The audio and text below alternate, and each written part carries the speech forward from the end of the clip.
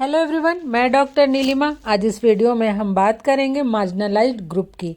इसके लिए मैंने पहले एक वीडियो बना रखा है, यह उसी वीडियो का पार्ट 2 है।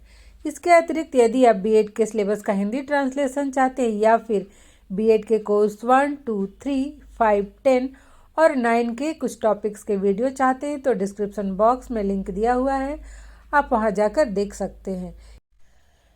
इसके अतिरिक्त भी प्रीवियस ईयर के क्वेश्चन और मेथड पेपर के common topics, micro teaching skills, lesson plan कैसे बनाते हैं, एग्जाम में आंसर कैसे लिखें और प्रैक्टिकल एग्जाम की तैयारी कैसे करें इत्यादि से संबंधित वीडियो देखने के लिए आप डिस्क्रिप्शन बॉक्स में प्लेलिस्ट दिया हुआ है, आप वहां जाकर अपनी आवश्यकता अनुसार लिंक प्राप्त कर सकते हैं।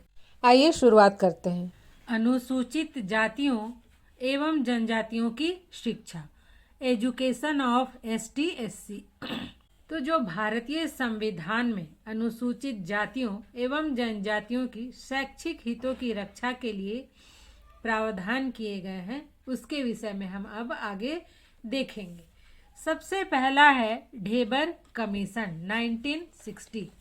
अनुसूचित जातियों एवं जनजातियों के बच्चों की शिक्षा के संबंध में सुझाव देने के लिए सर्वप्रथम 1960 में UN ढेबर, इसके अध्यक्ष थे UN ढेबर, इनकी अध्यक्षता में एक कमीशन का गठन किया गया।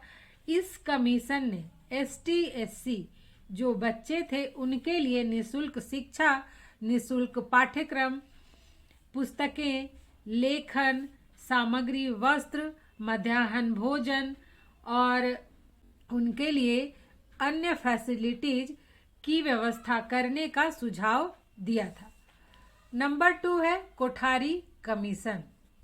कोठारी कमीशन ने ढेबर कमीशन के सुझावों के पालन के साथ साथ कबीलों के बच्चों की शिक्षा व्यवस्था तथा आदिवासी क्षेत्रों में आवासीय एवं निःशुल्क आश्रम स्कूल खोलने पर विशेष बल दिया।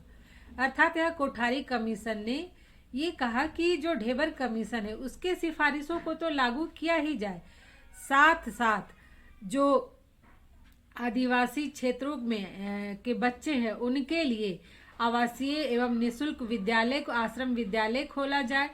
कबीलों के जो बच्चे हैं उनकी शिक्षा की भी व्यवस्था की जाए। इसके बाद नेक्स्ट है राष्ट्रीय शिक्षा नीति 1986। इस नीति में ST/SC अनुसूचित जाति एवं जनजाति की शिक्षा के लिए कई घोषणाएं की गई और साथ साथ कार्य योजना भी प्रस्तुत किया गया, जिनमें से मुख्य घोषणाएं कुछ इस प्रकार हैं। नंबर 1 है नगरों, गांवों और पहाड़ी तथा आदिवासी क्षेत्रों में अनुसूचित जाति एवं जनजाति के बच्चों के लिए विद्यालय की स्थापना। नंबर 2 है इन विद्यालयों में इन्हीं वर्गों एवं क्षेत्रों के शिक्षकों की नियुक्ति, अर्थात इन वर्ग के जो शिक्षक हैं ST/SC जो शिक्षक हैं अर्थात अनुसूचित जाति और अनुसूचित जनजाति के ही शिक्षक होने चाहिए और शिक्षक उसी क्षेत्र के होने चाहिए जिससे वह उस क्षेत्र के बालकों की आवश्यकताओं को, समस्याओं को अच्छे से समझ सके, उनकी भाषा को समझ सके। नेक्स्ट है नंबर 3 दूर दराज के बच्चों के लिए छात्रावास की व्यवस्था, जिससे कि वो छात्रावास में रहकर अपनी शिक्षा ग्रहण कर सकें। नंबर 4 है आर्थिक सहायता के लिए उन्हें धनराशि दी जाती है उस धनराशि में वृद्धि की जाए। अर्थात देखिए समय के साथ महंगाई भी बढ़ती है, आवश्यकताएं बढ़ती हैं शिक्षा संबंधी, तो इसलिए जो भी उन्हें सहायता राशि दी जाती है उस राशि में वृद्धि की जाए। और 5th है इन क्षेत्रों में पहले मातृभाषा और फिर क्षेत्रीय भाषा का ज्ञान दिया जाए। अर्थात जैसे बच्चों को जो शिक्षा दी जाए तो शिक्षा देने का माध्यम पहले मातृभाषा हो और तब फिर क्षेत्रीय भाषा हो।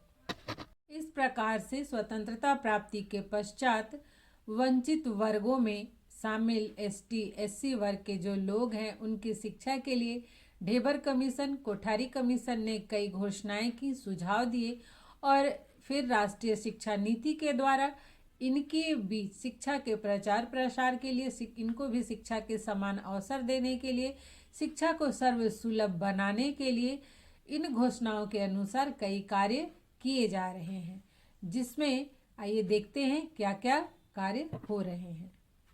नंबर 1 है इस्टेब्लिशमेंट ऑफ स्कूल्स, अर्थात विद्यालयों की स्थापना, जिसमें सर्व शिक्षा अभियान के अंतर्गत इन क्षेत्रों में प्राथमिक विद्यालय, आंगनबाड़ी शिक्षा केंद्र खोले गए और जहां बच्चों को शिक्षा देने की व्यवस्था की गई। ब्लैक बोर्ड योजना भी चलाया गया और कम से कम जो भी विकसित क्षेत्र है या जहां पर स्कूल नहीं है वहां पर विद्यालय स्थापित करने का प्रयास जारी है। नंबर 2 है फिनेंशियल फैसिलिटीज, फिनेंशियल असिस्टेंस या फिर स्कॉलरशिप, अर्थात वित्तीय सहायता या छात्रवृत्ति की व्यवस्था। तो जो इस वर्ग के लोग थे उनके लिए, उनके शैक्षिक स्तर को ऊंचा उठाने के लिए छात्रवृत्ति योजना अभी भी चलाई जा रही है। छात्रों को विद्यालय में भी पढ़ते वक्त उन्हें स्कॉलरशिप दिया जाता है। इतना ही नहीं, यूजीसी उच्च शिक्षा के लिए जूनियर और विशेष फेलोशिप भी दे रहा है, या फिर किसी तरह की जो भी ट्रेनिंग कोर्स है उनमें भी उन्हें छात्रवृत्ति दी जाती है। जैसे आप बीएड के स्टूडेंट्स ही हैं तो देखिए उसमें भी आपको स्कॉलरशिप मिलता है, लगभग आधा फी वापस हो जाता है। नेक्स्ट है नंबर 3 रिजर्वेशन फैसिलिटीज, आरक्षण की व्यवस्था। इन वर्गों के लिए माध्यमिक एवं उच्च शिक्षा, पब्लिक स्कूलों, कॉलेज, तकनीकी संस्थानों जैसे आईआईटी, आईआईएम है, उसमें भी आरक्षण की व्यवस्था की गई है, जिससे इनका नामांकन वहां पर सुलभ हो सके। नेक्स्ट है नंबर 4 प्राइसलेस टीचिंग मटेरियल्स, निःशुल्क शिक्षण सामग्री। सभी प्रांतों में इस वर्ग के बच्चों को प्राथमिक एवं उच्च प्राथमिक स्तर पर निःशुल्क पाठ्य पुस्तकें, वस्त्र और मध्याह्न भोजन दिए जाते हैं। चाहे शिक्षा का वो कोई भी स्तर हो, आप देखते हैं सब जगह स्कूल ड्रेस भी दिया जाता है, किताब कॉपी दिए जाते हैं, भोजन दिया जाता है, यहाँ तक कि अगर जिनका घर विद्यालय से दूर है तो उन्हें साइकिल भी दिया जाता है। तो इस तरह से इस स्तर पर निःशुल्क शिक्षा दी जाती है। उसके बाद है नंबर 5 हॉस्टल फैसिलिटीज। इस वर्ग के बालक एवं बालिकाओं के लिए छात्रावास की व्यवस्था भी की गई है। आप देखिए कस्तूरबा स्कूल है जहाँ पर कि एसटी, एससी और ओबीसी की जो बालिकाएं हैं वो निःशुल्क शिक्षा ग्रहण करती हैं क्लास 6 से 12 तक। वही एकलव्य विद्यालय है जहाँ पर एसटी, एससी और ओबीसी के जो बच्चे हैं वो भी निःशुल्क शिक्षा ग्रहण करते हैं। वो भी आवासीय विद्यालय है, वहाँ पर उन्हें सारी सुविधाएं दी जाती है। इसके बाद है नंबर 6 बुक बैंक। इस योजना के अंतर्गत मेडिकल एवं इंजीनियरिंग के जो अनुसूचित जाति और जनजाति के छात्र हैं उन्हें 5000 तक के मूल्य के जो पुस्तक है उनका सेट 3 विद्यार्थियों के लिए दिया जाता है। इसके बाद है नंबर 7 कोचिंग फैसिलिटीज, कोचिंग सेंटरों की व्यवस्था। तो देखिए पढ़ाई लिखाई पूरी करने के बाद आज भी जो है वो कंपटीशन का ज़माना है, सबको कंपटीशन एग्ज़ाम जो होते हैं, कॉम्पिटिटिव एग्ज़ाम होते हैं, वो फेस करने होते हैं। तो उसके लिए भी कोचिंग सेंटर में जाने की ज़रूरत होती है। कोचिंग सेंटरों के फ़ी बहुत ज़्यादा होते हैं। तो प्रतियोगिता परीक्षाओं के लिए भी इनके लिए जहाँ ये जाकर तैयारी कर सके अनुसूचित जाति जनजाति के बच्चे, पिछड़े जाति के बच्चे, तो प्रतियोगिता परीक्षाओं के लिए शिक्षण संस्थानों की भी व्यवस्था इनके लिए की गई है, जहाँ ये जाकर निःशुल्क रूप से शिक्षा ग्रहण कर सकते हैं। और आप इसमें एक और पॉइंट जोड़ सकते हैं, एकलव्य मॉडल आवासीय विद्यालय योजना।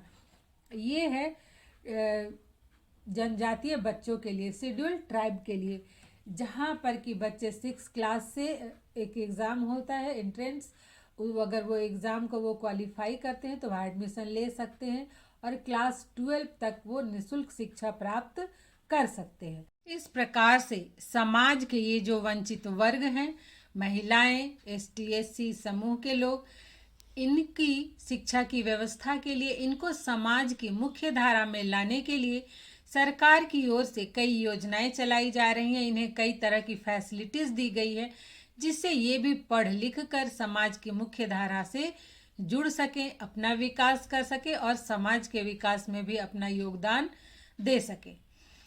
तो आशा करती हूँ ये वीडियो आपके लिए हेल्पफुल होगा। आज यहीं तक, मिलते हैं नेक्स्ट वीडियो में।